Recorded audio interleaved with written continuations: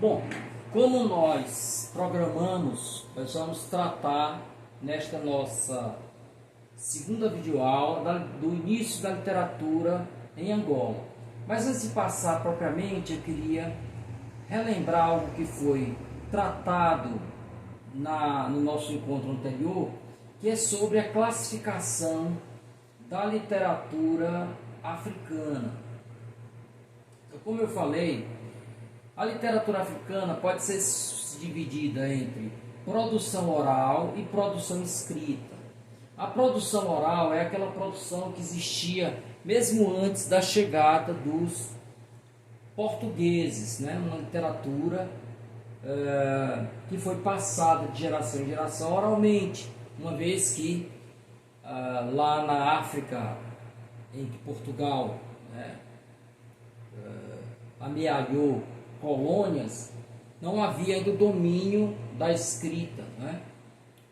Então toda a cultura era comunicada oralmente. Essa produção oral, infelizmente, nós não estudaremos. É um material riquíssimo, é um acervo, uma fonte maravilhosa, mas ela fica a cargo dos folcloristas, dos antropólogos.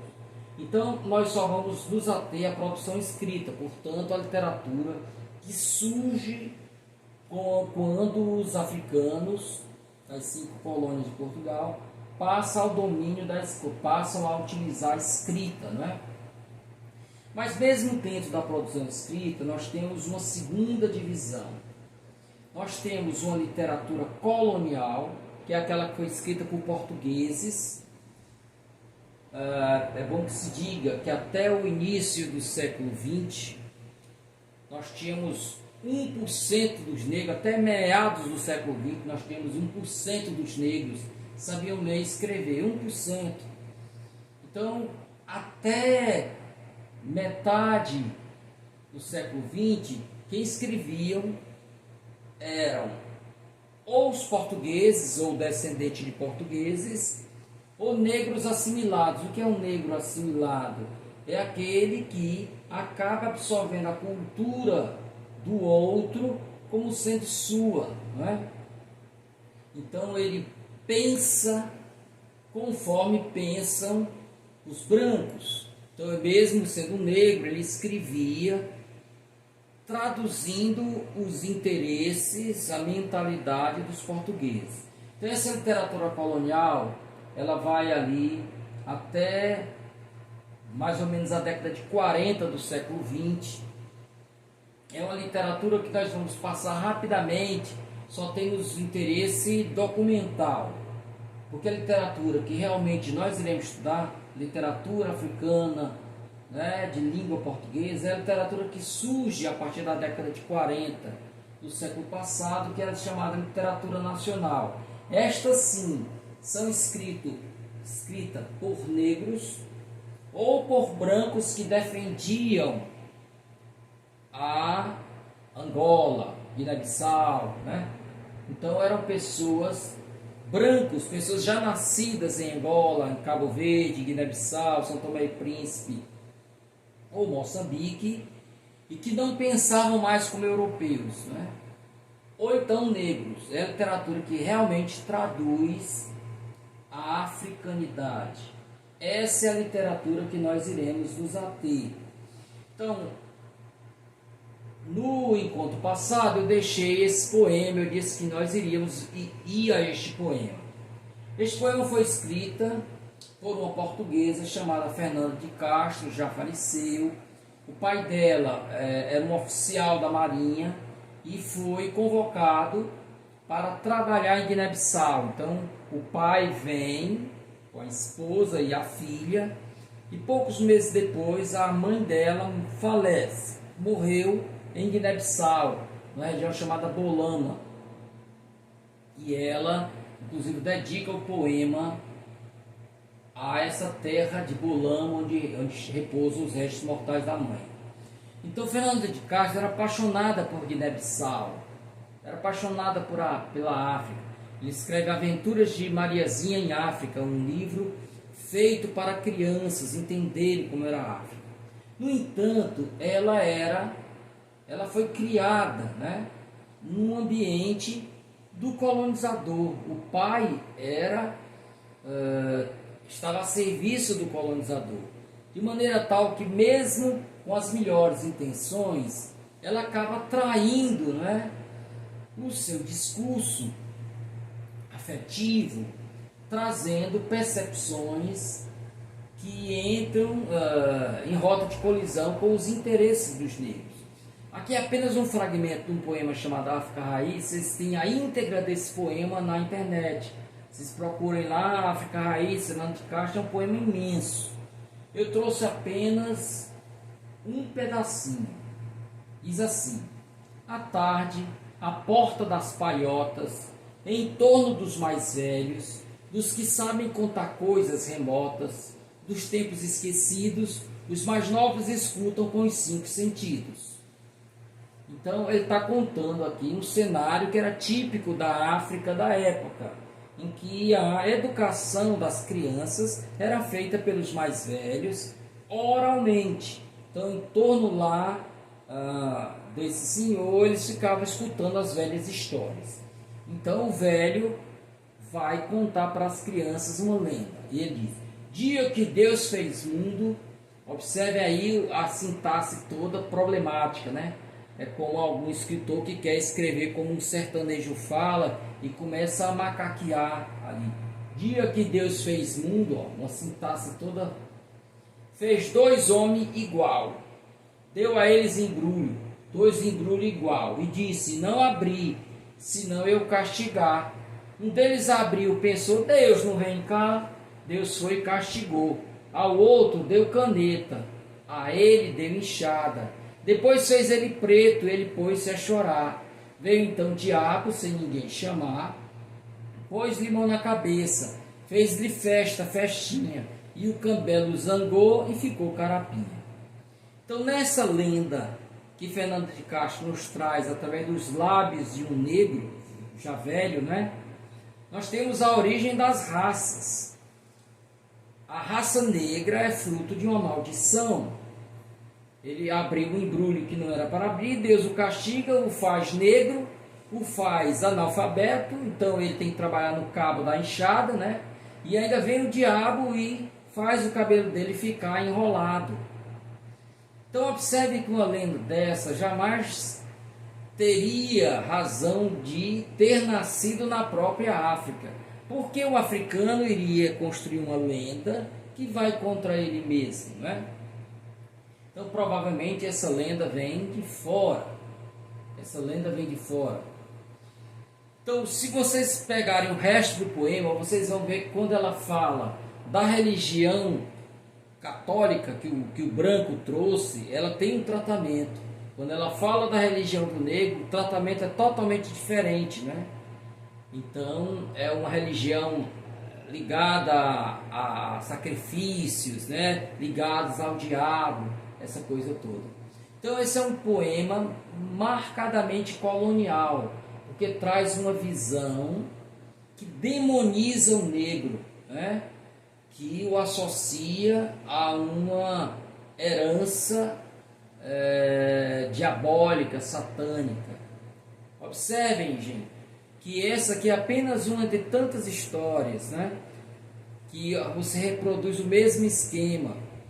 Durante séculos foi usado uma leitura enviesada da Bíblia para justificar a escravidão do negro. O negro seria descendente de Cã.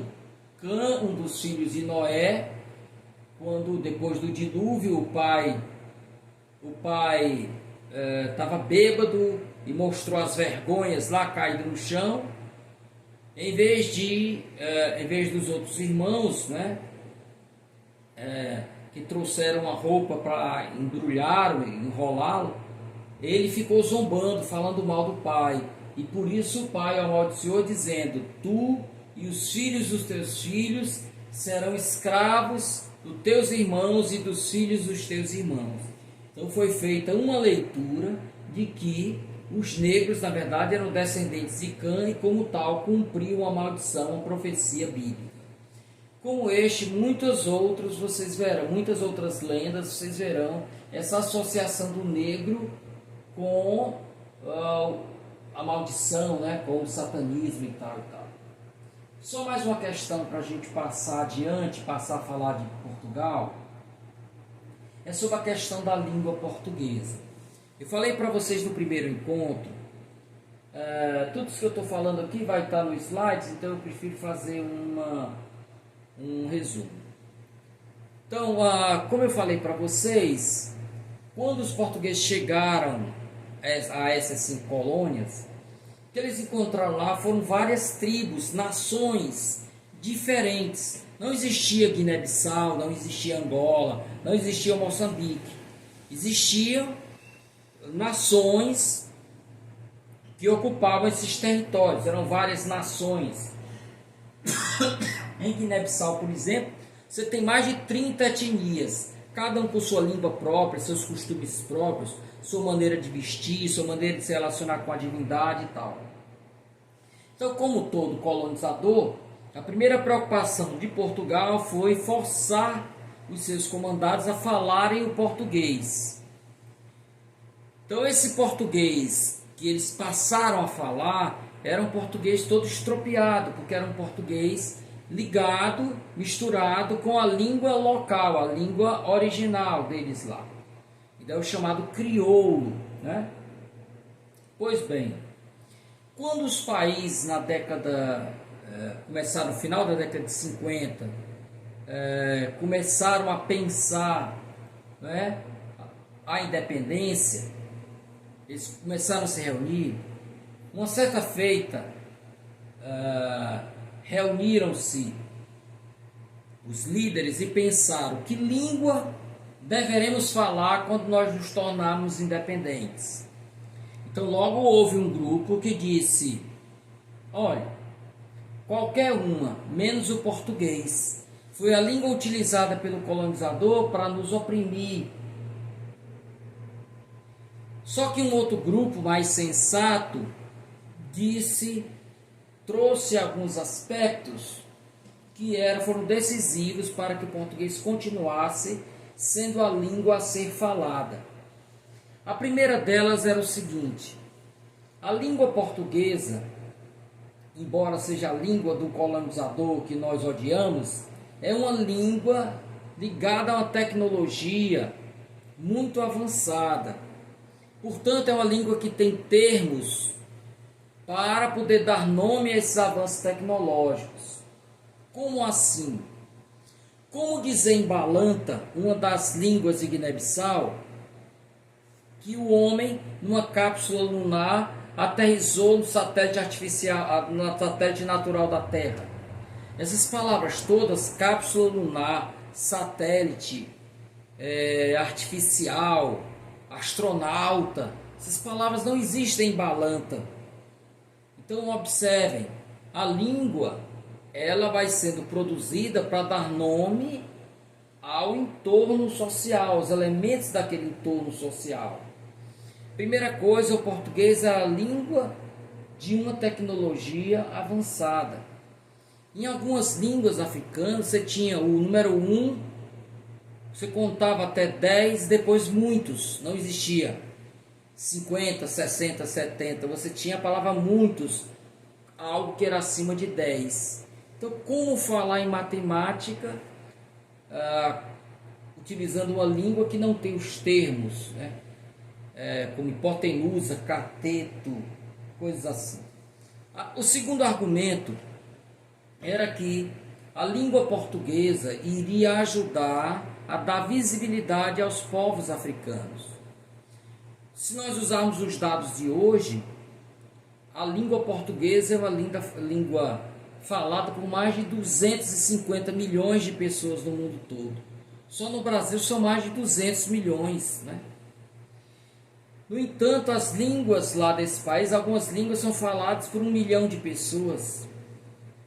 Então, utilizar a língua portuguesa daria visibilidade, porque mais pessoas leriam e entenderiam a mensagem que eu quero passar. Agora, o terceiro argumento era decisivo. Se nós não usarmos o português, qual língua nós vamos falar? Em Guiné-Bissau, que língua das 30 línguas que existem, qual dessas 30 nós vamos escolher? Porque se eu utilizo o balanta, se eu uso o mandiaco, as outras 29 etnias se sentirão preteridas. Por que a minha língua é que não foi oficial? Então, por incrível que pareça, a língua portuguesa, mesmo sendo a língua do colonizador, servia para criar, né, uma ponte entre essas etnias todas. Era uma língua comum a todas elas. De tal forma que venceu esse grupo, esses intelectuais que pensaram que o melhor seria continuar com a língua portuguesa, ok? Então isso aí está tudo aí discutido.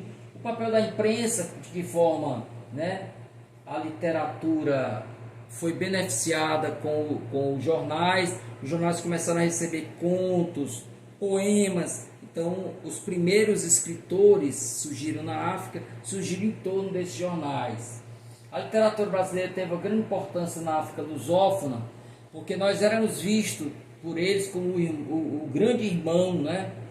O grande irmão que conseguiu vencer o colonizador, né? Vencer, tornou-se independente, uma grande nação. Havia uma ilusão de que aqui existiria uma democracia racial, né? E inclusive eu li há muitos anos uma entrevista do Mia Couto cujo título da entrevista era "O Brasil nos enganou", porque se pensava uma coisa do Brasil, né?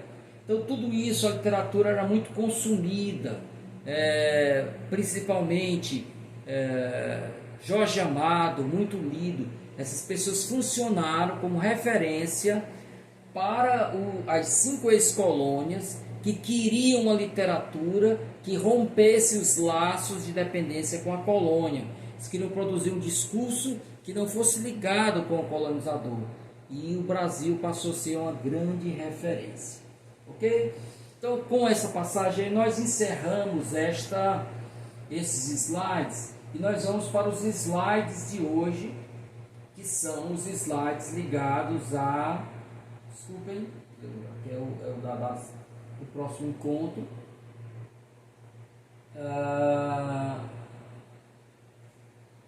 Este aqui, ok? Bom, então nós veremos aqui, ok? Então, a literatura angolana. Sempre que nós começarmos, eu vou trazer para vocês algumas informações gerais sobre o país. Então, nós temos aí essa seta apontando onde fica Angola. Angola é o maior das 5 ex-colônias de Portugal na África, ok? Angola. Aqui nós temos uma visão da capital Luanda, quer dizer, não deixa nada a desejar qualquer grande metrópole, né? Às vezes, por preconceito, nós pensamos a África como países subdesenvolvidos, nós pensamos como países miseráveis, né? É um porto imenso, aí os arranha-céus e tudo, né? Mas, ao mesmo tempo, é uma chaga dos países em desenvolvimento. Nós temos o contraponto disso. Nós temos aí as crianças estudando em uma sala em Bié, as crianças todas num local sem telhado, né? Sentadas em bancos improvisados e um quadro ali, um pedaço de madeira pintado de preto. Então, muito disso decorre, muita da miséria desses países decorre também de que eles viveram guerras civis, né? Logo depois da independência. Alguns dados gerais sobre Angola: capital Luanda, a área é mais ou menos do tamanho do Pará, né? A população de 2017, 29.310.273 habitantes, em 200 países ocupa o 46º. O PIB, se você reunisse toda, né? Depois a renda per capita, o PIB, a soma das riquezas do país, 175 bilhões. Renda per capita, se você dividir toda a riqueza do país pela quantidade de habitantes, cada um ficaria com 8.185 dólares. Aqui é interessante, apesar do português ser a língua oficial, existem dezenas de línguas que se falam.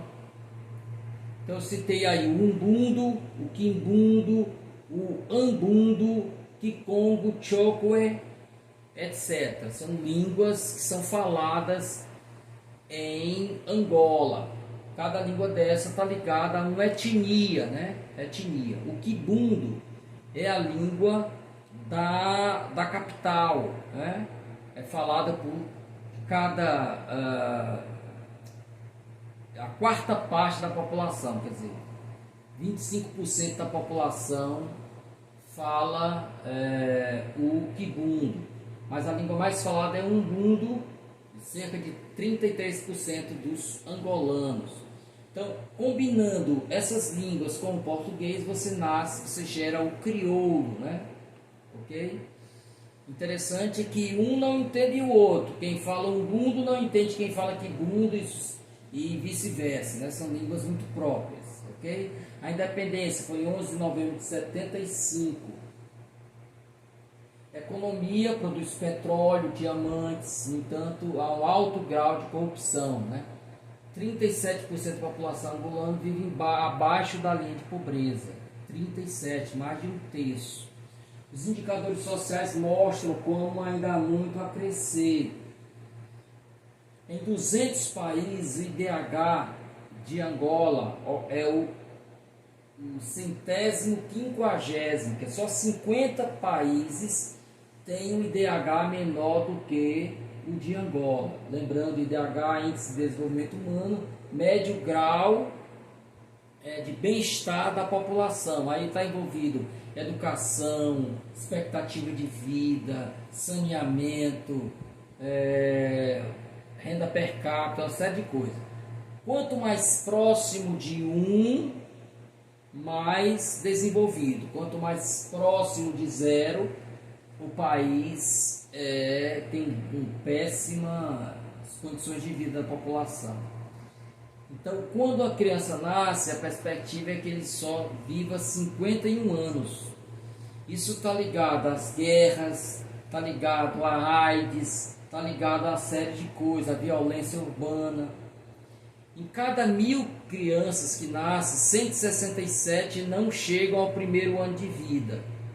Gente, são números medievais, né? 167 pessoas, 167 crianças não chegam ao primeiro ano de vida. Aí está ligado a questão de desnutrição, né? As doenças, a alfabetização.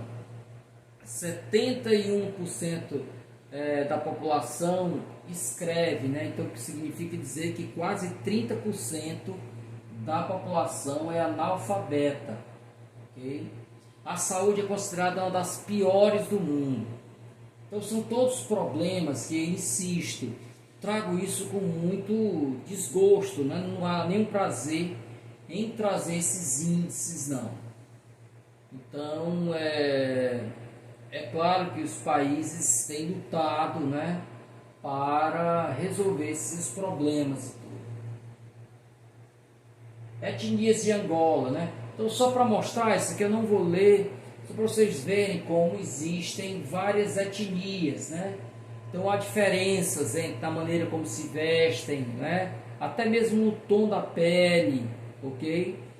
Ouvibundo. Quem conhece a cultura local identifica de longe, né? Quem pertence a um grupo, quem pertence a outro.